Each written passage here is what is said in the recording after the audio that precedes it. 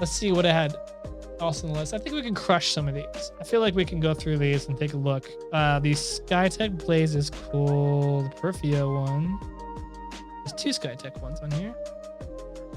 I see the Dell one lost its price.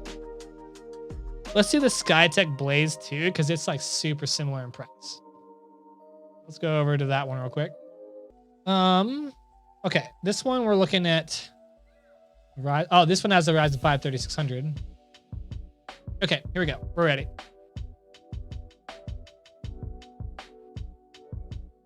All right.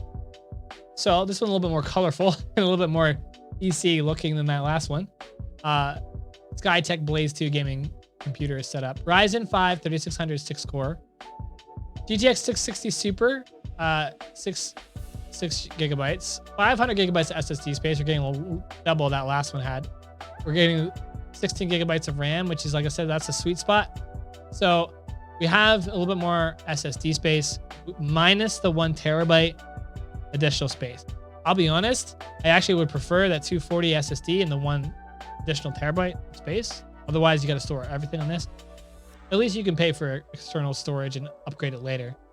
But you can actually run more games on this one, technically speaking.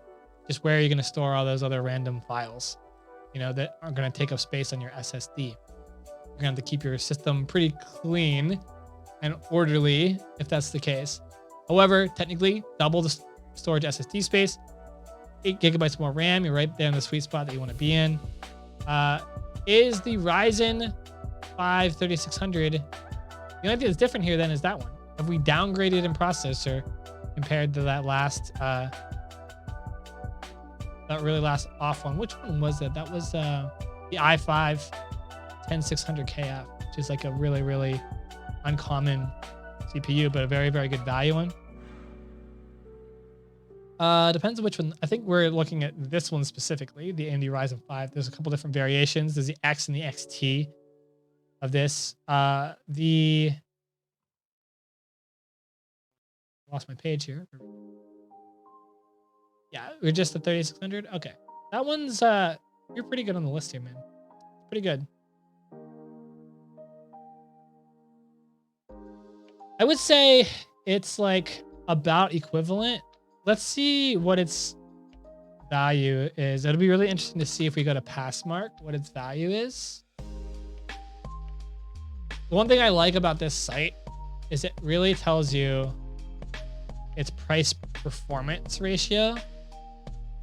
Oh, literally, it's like the best price performance ratio in the market right now. As of the 13th of April, 2021. Here you go. As of the 13th of April, 2021, you're getting the best price per performance ratio with this specific CPU. And that doesn't mean, since it's in a pre-built, that you are necessarily getting that. At least means the retailer is getting that. So maybe this is where they're making some of their margins from by giving you this CPU. But regardless, it doesn't really matter because the performance on it, great. I think we could compare actually. And this is really getting into the weeds, but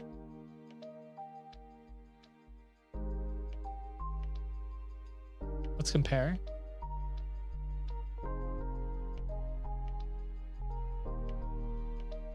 Compare that to that i5 real quick.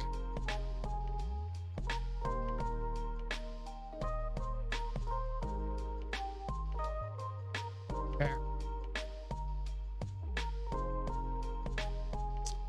Yeah, you're getting a better mark performance here. You can't really see because my okay. But if you look here, and that iBuyPower, this is the iBuyPower. It has, you know, just getting a little bit less of a benchmark here. You're actually getting like a significantly higher performance improvement here on the Ryzen, and you have like the best. You have the best cost price per efficiency ratio in the market on this one. So efficient little guy right here. And then you also have a GTX 660 Super, which is the last one I had as well. So this is, I would say, probably a little bit better of a purchase. Just because you can probably add on your own hard drive space pretty easily to solve data storage issues. And you having the 500 gigabyte SSD out the gate is kind of nice. Plus you got the 16 gigabytes of RAM. This one is like straight out the gate,